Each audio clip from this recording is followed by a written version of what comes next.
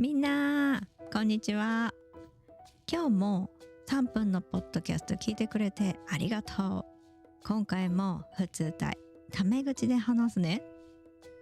今日のテーマはダジャレ、親父ギャグ。みんな知ってる？ダジャレは同じ音を使って遊ぶ言葉遊びで、例えば布団が吹っ飛んだ、トイレに行っといれ、アルミ缶の上にあるみかんみたいに音が似ているだけで特に意味は深くない言葉遊び。なんとなく状況はわかるんだけど、それ自体になんかすごく意味があるというわけではなくて、似たような言葉がつながっているっていうことが大事かな。でもこういうのたまたま言ったらなんだかちょっと笑っちゃうし、子供だったらこんなの聞いただけで大爆笑。みんなの国にも言葉遊びみたいなものある？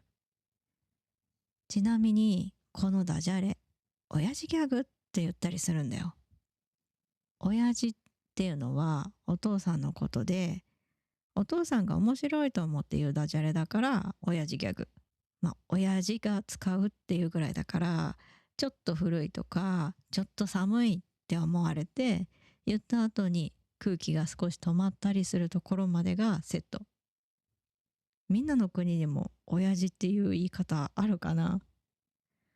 その微妙な空気まで含めて親父ギャグっていう感じ。ちょっと空気が凍る時間も一つのコミュニケーションかもね。